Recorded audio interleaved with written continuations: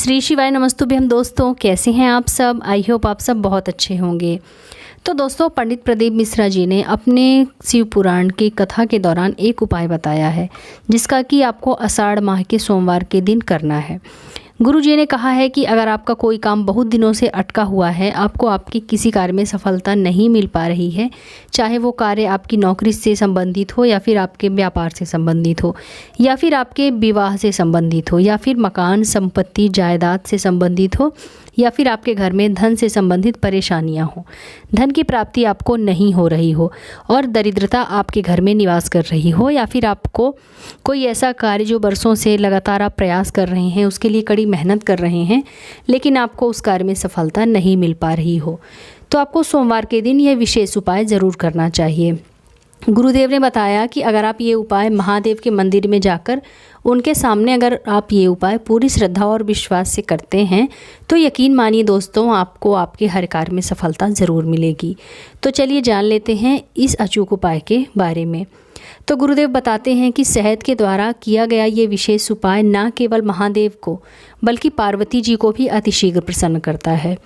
जो बच्चे सरकारी नौकरी के लिए रात दिन मेहनत करते हैं या फिर जिनके विवाह में विलंब हो रहा है या फिर आप अपने व्यापार के लिए कड़ी मेहनत कर रहे हैं, बहुत प्रयास कर रहे हैं, बहुत सारा धन भी आप लगा चुके हैं अपने व्यापार में, लेकिन आपको सफलता नहीं मिल पा रही है, आपको नौकरी प्राप्त नहीं हो रही है, आपके विवाह के योग नहीं बन पा रहे हैं, आप धन संपत्ति प्राप्त नहीं कर पा रहे हैं, जिसकी वजह से आपके घर में सुख समृद्धि नहीं है, तो इन सब के लिए आपको ये उपाय ज़रूर करना चाहिए।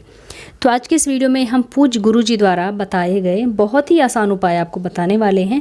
ये उपाय करना बहुत ही आसान है, जिसे आप आसानी से कर सकते हैं। तो चलिए बात करते हैं गुरु जी द्वारा बताए गए अचूक उपाय के बारे में। इस उपाय के लिए आपको सिर्फ शहद की ज़रूरत होगी, जो कि आप शुद्ध शहद ले लीजिए। आधा चम्मच या 1 चम्मच, जितना भी आपके पास उपलब्ध हो आप उतना शहद ले सकते हैं। फिर इसके बाद आपको क्या लेना है, चावल के दाने।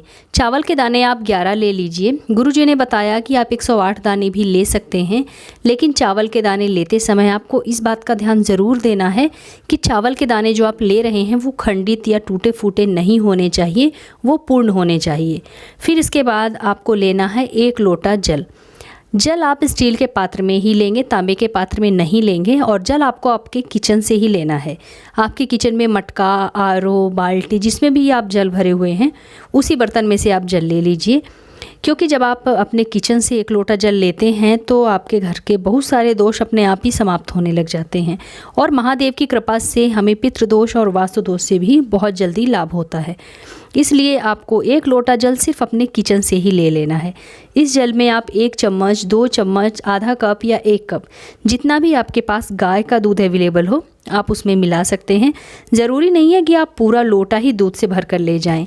आपके पास जितना भी दूध हो, आप उस लोटे जल में 1 कप, 1 चम्मच, जितना भी आपके पास हो, उस 1 लोटे जल में आपको मिला लेना है। बस इतना ध्यान रखना है कि दूध कच्चा ही होना चाहिए, पका हुआ दूध नहीं होना चाहिए।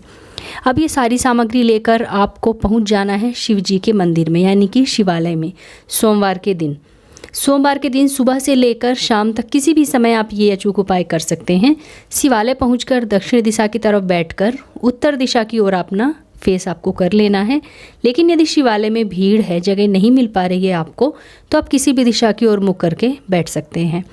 सबसे पहले आप जो चावल के दाने लेकर आए हैं, उस चावल के दानों को एक एक करके 1 लोटे जल में, दूध मिश्रित जो जल आप घर से लाए हैं, उसी में 1-1 चावल के दाने आपको डालते जाना है और श्री शिवाय नमस्तुभ्यम मंत्र का जब भी करते जाना है।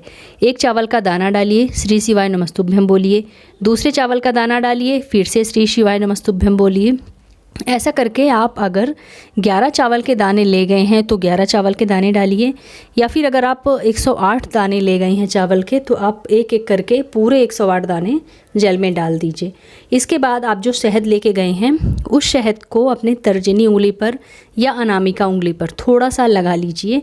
आप अपने दाहिने हाथ की तर्जनी या अनामिका उंगली, दोनों में से किसी एक भी उंगली पर थोड़ा सा शहद लगाइए, और माता पार्वती का जो हस्तकमल वाला भाग जो होता है, यानी कि शिवलिंग जिस स्थान पर रखा होता है, तो जो शिवलिंग के चारों तरफ भाग होता है, गोल भाग जिसमें शिवलिंग रखा होता है, उस पूरे गोल गोल वाले स्थान पर आपको अपनी अनामिका उंगली या तर्जनी उंगली से शहद लगा देना है। देखिए, आप लोग शिवलिंग में माता पार्वती का स्थान तो जानते ही होंगे, शिवलिंग जिसके ऊपर रखा होता है वही गोल वाला हिस्सा माता पार्वती का स्थान होता है और इसी गोल वाले हिस्से पर आपको शहद लगा देना है। शहद लगाते समय आप श्री शिवाय नमस्तुभ्यम बोलेंगे। फिर आपको जो एक लोटा जल आप ले गए हैं उस लोटे के जल को आप शिवलिंग के ऊपर धीरे धीरे समर्पित करते जाएंगे और सोमेश्वर महादेव का नाम आप जपते जाएंगे और शिव महापुराण का मूल मंत्र यानी कि श्री शिवाय नमस्तुभ्यम का स्मरण भी आप अपने मन में करते जाइए और धीरे धीरे धीरे एक लोटा जल शिवलिंग पर समर्पित करते जाइए। इसके बाद शिवलिंग के सामने बैठकर आपके जीवन में चल रही समस्याओं को दूर करने के लिए महादेव से प्रार्थना कर लीजिए। गुरु जी ने कहा है कि आपके जीवन में जो भी समस्या चल रही है, चाहे वो व्यापार से संबंधित हो या फिर नौकरी से संबंधित हो, आपके विवाह में देरी हो उससे संबंधित हो या फिर आपको धन प्राप्ति नहीं हो पा रही हो, जिस प्रकार की भी समस्या आपके जीवन में चल रही हो उनको दूर करने के लिए महादेव से आप प्रार्थना कर लीजिए और फिर घी का एक दीपक जला के भगवान जी की आरती कर लीजिए। जो आप पुष्प वगैरह ले गए हैं वो अर्पित कर दीजिए, बेलपत्र अर्पित कर दीजिए।